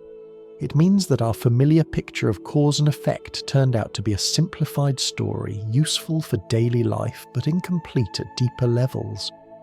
To imagine this more gently, think of a flock of birds moving across the sky. No single bird appears to be in charge. There is no clear leader issuing commands, and yet the flock moves as one, turning and shifting in beautiful coordination. If you try to trace a single cause for each movement, you quickly get lost. The motion arises from relationships between birds, not from a linear sequence of instructions. At very small scales, the universe behaves more like that flock than like a row of falling dominoes. This challenges our sense of time because cause and effect are deeply tied to sequence. We expect causes to come before effects. We expect the past to shape the future in a one-way direction. When that expectation softens, time itself begins to feel less rigid. Some experiments suggest that what happens later can be closely linked to what happens earlier in ways that do not fit neatly into a simple timeline. Not because the future reaches back to change the past, but because the events are part of a single, connected process. A helpful way to think about this is to imagine a conversation rather than a command. In a conversation, meaning does not come from one person alone. It emerges from the exchange. Each response shapes the next, but the overall meaning cannot be pinned to a single starting point. In the same way, Some physical processes are better understood as wholes rather than sequences. The pieces make sense together, even if we struggle to assign them a strict order. This does not break time, it expands it. Instead of a straight arrow, time begins to resemble a fabric where threads cross and influence one another. Pulling on one thread changes the tension in others, not because one comes before the other, but because they are woven together. Importantly, this does not mean that the future is already deciding the past, or that everyday cause and effect no longer apply. On the scale of human life, cups still fall when dropped, and switches still turn on lights. The familiar rules remain reliable where they matter most. What changes is our understanding of why those rules work. They work not because the universe is built from a strict sequence of pushes and pulls, but because patterns of relationship tend to stabilize at larger scales. Order emerges, predictability appears, the world becomes navigable. At smaller scales, where those stabilizing patterns are looser, relationships take precedence over order. Time becomes less like a line and more like a network. This perspective fits surprisingly well with the ideas we've already explored. The brain builds time from memory and expectation. The present stretches into a window rather than a point. The universe allows many nows rather than one, and now, even cause and effect soften into something more relational than sequential. None of this demands that we abandon common sense. It simply invites us to notice that common sense is a local guide, not a universal rulebook. For listening and resting, this can feel oddly reassuring. If the deepest layers of reality are not rigidly ordered, then the pressure to understand everything in sequence can ease. Meaning does not always arrive step by step. Sometimes it appears all at once, like a pattern snapping into focus. This is something you may have experienced yourself, an insight that did not build gradually, but arrived suddenly. A realization that made sense of past events without having been consciously constructed. In those moments, understanding feels less like a chain and more like a whole. The mind, it seems, mirrors the universe in this way. Both are capable of holding relationships without forcing them into a strict order. As you lie here now, there is no need to trace causes or predict effects. There's no need to follow a sequence. Experience can simply be what it is, unfolding gently, connected internally rather than arranged on a line. Time does not need to be solved tonight. It does not need to be explained away or defended. It can remain slightly out of focus, like the edges of a dream, while awareness rests in the center. In this softened view, the past is not locked behind you, and the future is not bearing down ahead. Both are connected through the present moment, not as points on a timeline, but as parts of a larger pattern. And within that pattern, you're not being pushed forward, you're simply participating. Let that idea settle without effort. Cause and effect can take care of themselves. The universe has been doing that long before we started thinking about it. For now, there is only this gentle awareness, resting comfortably inside a world that is more connected and less hurried than it first appears. After letting cause and effect soften into a web of relationships, it becomes natural to turn toward the one presence that has been quietly constant through all of this, awareness itself. Up to now, we have spoken as though consciousness is something that looks out at the world, receiving information, organizing it, and responding. This picture feels familiar.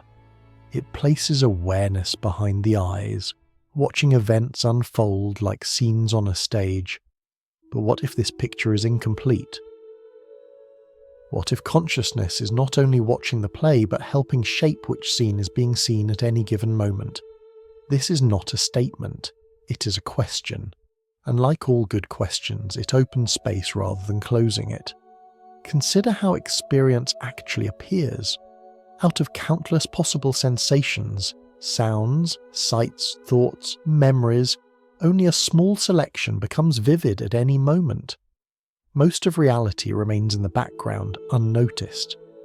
The hum of electricity fades. The feeling of clothing against skin disappears. Thoughts drift in and out without being held.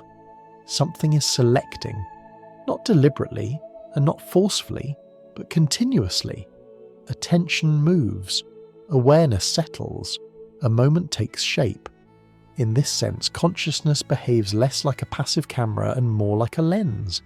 It does not create the light, but it determines how that light is focused, what becomes sharp, what remains blurred, what is included, what is left out. This focusing happens so smoothly that we rarely notice it, but when we slow down, especially in quiet moments, it becomes easier to feel. Awareness shifts, and the world seems to shift with it. A sound becomes prominent, a memory rises, a thought dissolves. The present moment subtly rearranges itself. Nothing external may have changed, and yet experience has. This suggests that consciousness is not merely recording reality, it is participating in how reality appears. This idea becomes especially interesting when we place it alongside the earlier images of time. If the universe is a kind of landscape, and moments are places rather than fleeting points, then awareness is what moves through that landscape. It is what brings one region into view while leaving others in the distance. The landscape may exist independently, but the experience of it depends entirely on where attention rests. From this view, the present moment is not simply given, it is selected. Again, this does not mean that consciousness controls reality in a dramatic or supernatural way. It does not imply that awareness bends the universe to its will. The selection is subtle, constrained, and deeply shaped by biology, memory, and context. But subtle participation is still participation. Think of walking through a museum. The paintings do not change when you enter, they are already there. Yet the experience you have depends on where you pause, how long you linger, and what you bring with you emotionally. One painting may feel profound to you and invisible to someone else. The museum is the same, the experience is not. Consciousness may work in a similar way with time and events. All moments may exist within the larger structure of reality, but awareness encounters them one at a time, guided by attention, curiosity, and need. This also reframes the idea of observation. To observe is not merely to witness, it is to engage, to select, to bring something into the foreground of experience. Even in everyday life, this is easy to notice. When you're anxious, time feels tight. When you're absorbed, time opens. When you're bored, minutes stretch. When you're content, hours pass unnoticed. The clock may measure the same duration, but consciousness experiences something entirely different. This does not mean time itself has changed. It means the lens has shifted. Some thinkers have wondered whether this lens does more than shape experience, whether, at the deepest levels, awareness plays a role in how possibilities become actual experiences. Not by force, but by selection. Not by command, but by presence. These ideas are often misunderstood, so it is important to remain gentle here. We're not claiming that the mind creates the universe, or that thoughts manifest events. We're simply noticing that experience is not independent of awareness. Reality as experienced is co-shaped. This becomes clearer in moments of stillness. When attention relaxes, experience feels less fragmented. Past worries loosen. Future concerns soften. The present widens, not because time has stopped, but because awareness has stopped pulling itself away. In these moments, it can feel as though you're not moving through time at all. Instead, time seems to move within awareness, arising and dissolving like ripples on water. This does not need to be interpreted. It does not need to be explained. It can simply be felt. From here, the question, is consciousness just watching, feels less satisfying than it once did. Watching implies distance, separation, a clear boundary between observer and observed, but lived experience feels more intimate than that. Awareness and experience arise together. Neither appears without the other. Perhaps consciousness is not a spectator seated outside the flow of time. Perhaps it is the quiet activity through which time is experienced at all. If that is the case, then the present moment is not a thin slice cutting through reality. It is a living interaction. A meeting point between awareness and the vast structure of what is possible. This idea does not demand belief. It asks only for curiosity.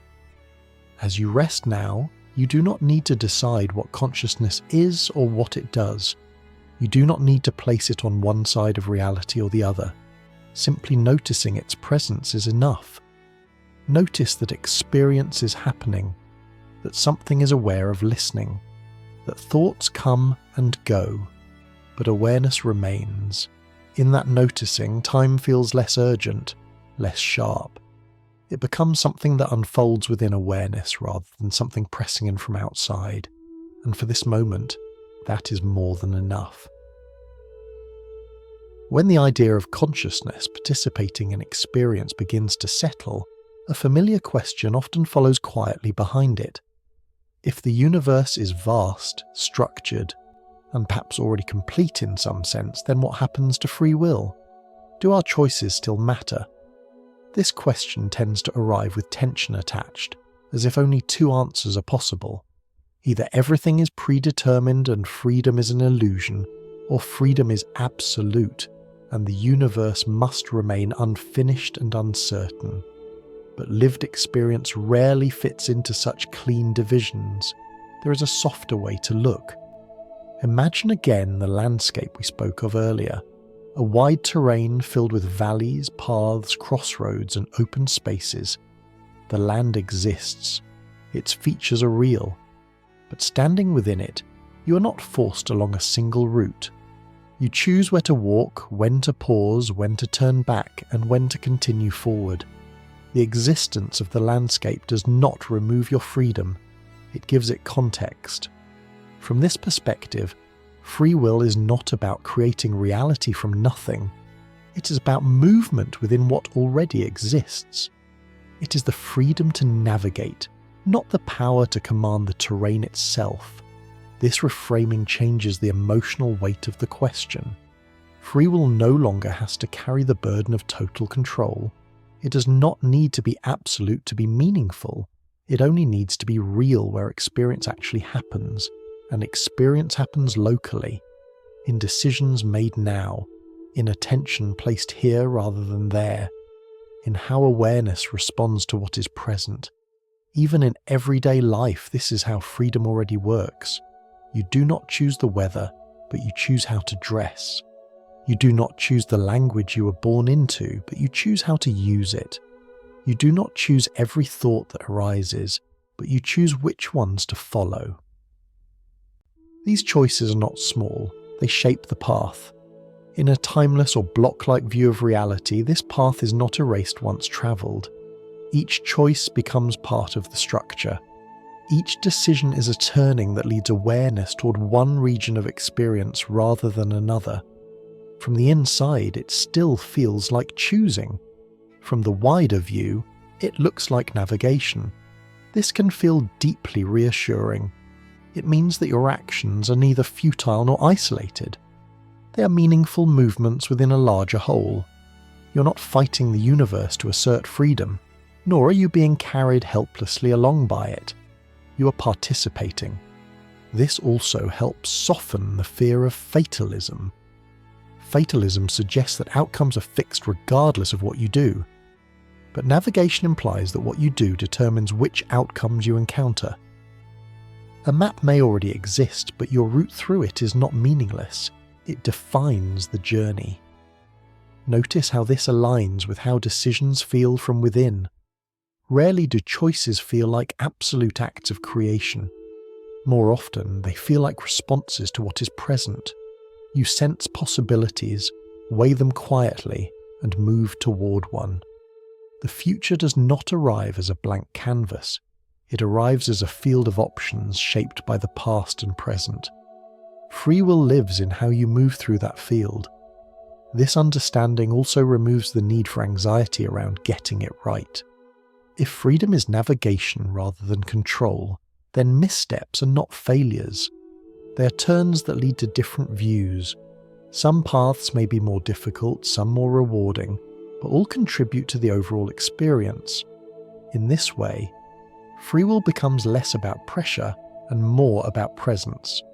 The most important choice is not the one that determines everything forever. It is the one that determines where awareness rests next. Even choosing to rest, to pause, to stop striving is a form of navigation. As you lie here now, listening, you're exercising free will in a very quiet way. You're choosing to be here rather than elsewhere. You're choosing not to act, not to plan, not to rush ahead. That choice shapes the experience of this moment, and notice how gentle it feels. This gentleness is important. It suggests that freedom does not require tension. It does not demand constant effort. It can exist comfortably alongside structure, habit, and even constraint. The universe may be vast and intricately patterned, but within it, awareness still moves.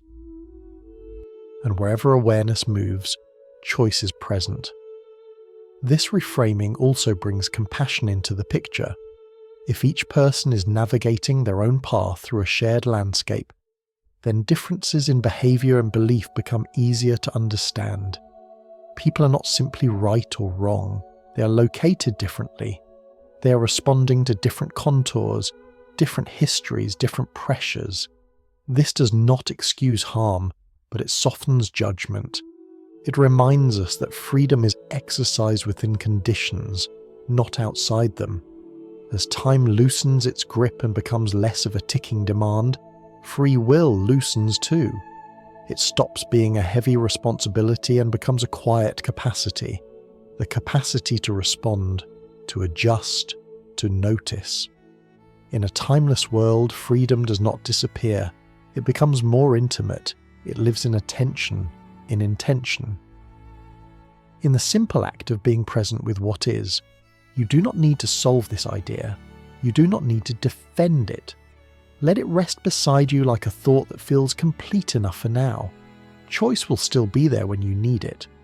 The path will still unfold step by step, and the universe, wide and patient, will continue to hold every possible direction without forcing you down any particular one. For this moment, there is nothing to decide. As the idea of freedom softens into navigation, it becomes easier to notice something quietly surprising. Many of the questions that feel new to modern science and philosophy are not entirely new at all. Long before clocks were precise and equations were written, people were already wondering about time, awareness, and what it means to exist inside a moment. They did not ask these questions with instruments or experiments. They asked them by sitting still, by watching the breath, by listening to the mind as it wandered and returned. Across different cultures and centuries, similar insights appeared again and again, not as theories to be proven, but as experiences to be noticed. One recurring idea is the sense of a timeless present, a feeling that beneath the changing surface of life, there is something steady. Something that does not rush forward or fall behind. In some traditions, this steady presence is described as an inner witness. In others, it is compared to a clear sky behind passing clouds. Thoughts, emotions, and events move across it, but it remains untouched by their movement. What matters here is not the language used, but the experience being pointed toward. A sense that awareness itself is not bound to the same flow as the events it observes. This can feel oddly familiar when placed beside modern reflections on time. If physics suggests there is no single universal now, and if psychology shows that the present moment is constructed rather than given, then the idea of a deeper, more spacious awareness begins to make intuitive sense. Ancient thinkers often spoke of time as something that belongs to the world of change, not to awareness itself. The body ages, seasons pass, empires rise and fall. But awareness, they suggested, remains quietly present through it all. This does not mean they believed time was unreal. It means they recognize layers of experience. At one layer, events unfold in sequence. At another, something observes that unfolding without being carried along by it. You may have felt this yourself, perhaps without naming it. Moments when you notice a thought arise and pass without being caught by it. Moments when emotion is present, but you are not fully lost inside it. Moments when time seems to pause, not because the clock stops, but because attention stops pushing forward. These moments are often brief. They do not announce themselves as special. They simply feel open. What ancient traditions noticed is that these moments are not accidents. They're glimpses of how awareness naturally behaves when it is not tightly focused on doing and becoming. Rather than placing awareness inside time, they place time inside awareness. Again, this is not something to accept as a belief. It is something to recognize as a description of experience. Modern language might say that awareness provides the frame in which experience appears. Ancient language might say that awareness is the ground of being. Different words, similar gestures. Even the idea of a path through life appears again and again, life as a journey, not toward a final destination, but toward understanding, toward alignment, toward clarity. In these stories, the journey does not end with mastering time or escaping it. It ends with learning how to live gently within it, how to move without rushing, how to act without being driven by fear of the future or regret of the past. This resonates strongly with the quieter conclusions of modern thought.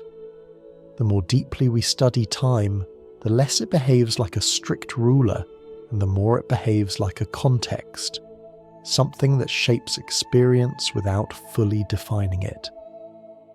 Ancient traditions often use simple practices to explore this directly. Sitting in silence, focusing on breathing, paying attention to sensation, not to achieve something, but to notice what is already present. When attention rests in this way, time often feels different. The mind is no longer measuring progress or anticipating outcomes. Experience becomes immediate and complete, even if only for a short while. These moments are not mystical in the dramatic sense. They are subtle, ordinary, and precisely because of that, easy to overlook. What is striking is how closely this matches what we've been describing from other angles. Dreams where chronology dissolves, intuition where knowing arrives before explanation, physics where now depends on perspective, consciousness where attention shapes experience. All of these point toward the same quiet possibility. That time as we usually experience it is not the deepest layer of reality, and yet none of this requires rejecting the world we know. Ancient traditions did not abandon daily life. They cooked, worked, argued, loved, and aged like everyone else. Their insights were not about escaping time, but about relating to it differently. This is an important distinction. A timeless awareness does not remove you from the world. It allows you to meet it with less resistance. As you listen now, you don't need to reach for ancient wisdom or modern understanding. Both are simply reflections, pointing towards something you can already sense. A quiet presence that notices listening, that notices breathing, that notices the passing of thoughts without needing to follow them. In that noticing, time relaxes. Not because it disappears, but because it no longer needs to be managed. Perhaps this is why these ideas keep returning, century after century in different forms. Not because they solve a problem, but because they describe a relief, a way of being that feels less hurried and more whole. You don't need to label it. You don't need to adopt a tradition or a worldview. Simply allowing the idea to rest here, alongside the others, is enough. Awareness has always known how to be present. Sometimes we remember that. Sometimes we forget. And sometimes, especially in quiet moments like this, we notice it again without effort. After wandering through ideas of memory, prediction, physics, and awareness, it can be helpful to let everything settle back into something very simple. Not a conclusion and not a lesson, but a way of inhabiting this moment that feels lighter than before. We often speak of the present as if it were a narrow ledge, a thin slice of time we must balance on carefully, always at risk of slipping into the past or the future. This image creates tension. It makes the now feel fragile, fleeting, and easy to lose. But experience suggests something different. The present is not thin. It is wide. It holds sensations, thoughts, emotions, memories, and expectations all at once. It includes the echo of what has happened and the hint of what might come next. It is not a point between two directions. It is a space in which many directions coexist. When we allow ourselves to feel this width, time begins to soften. You may notice this when attention relaxes. The mind stops checking the clock. Breathing becomes more noticeable. Sounds blend into the background rather than demanding interpretation. There is no urgency to move forward because nothing is being pushed away. This is often what people mean when they speak about mindfulness. Not concentration and not effortful focus, but simple noticing. Awareness resting with what is already here. Mindfulness does not ask you to eliminate thoughts or control experience. It invites you to let experience arrive without immediately organizing it into before and after. In that letting, the present opens. Notice how different this feels from trying to stay in the moment. Trying implies strain. It suggests that the moment is something you might lose if you're not careful. But the present does not need guarding. It is already where awareness is. When you stop trying to hold it, it becomes easier to feel. This wider now includes memory without turning it into regret. A memory may appear not as something pulling you backward, but as a texture within the present. The past is present as recollection, not as a place you must return to. It also includes anticipation without turning it into anxiety. Thoughts about what comes next may arise, but they are experienced now as ideas, not as events demanding immediate action. In this sense, the present is not empty of time. It contains time gently without being dominated by it. Living inside this wider now does not mean abandoning plans or responsibilities. It means recognizing that planning happens now and responsibility is felt now. The future is addressed from within the present, not from outside it. This shift can be surprisingly relieving. It removes the sense that life is always elsewhere. That fulfillment is always one step ahead. Instead, experience feels complete even while it continues to unfold. You may notice that when the present feels wide, urgency fades. Not because nothing matters, but because nothing is pressing in all at once. Attention has room to move. This room is what allows rest. As you lie here listening, you're already practicing this without effort. You're not chasing ideas or trying to arrive at understanding. The words come and go, some land, some drift past. All of it happens within a single, continuous field of awareness. That field is the wider now. It does not belong to any philosophy or technique. It is not something you need to maintain. It appears naturally whenever attention stops narrowing itself around goals and worries. Even boredom, when allowed, can open into this space. When the mind stops resisting the lack of stimulation, experience becomes simple and spacious. Time stretches, not because it is dragging, but because awareness is no longer rushing. This is why practices that involve stillness often feel timeless. Sitting quietly, walking slowly, watching the sky. These activities do not remove you from time. They simply stop pulling you forward. In the absence of pulling, the present reveals its depth. You may find that in this depth, questions lose their urgency. The need to understand time, consciousness, or reality softens. Curiosity remains, but it is gentle. There is no pressure to resolve anything tonight. This is not indifference, it is ease. Living inside a wider now means allowing experience to be enough as it is, without needing to be justified by what comes next.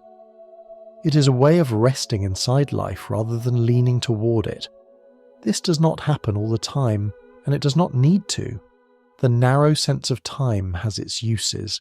It helps us act, coordinate, and remember.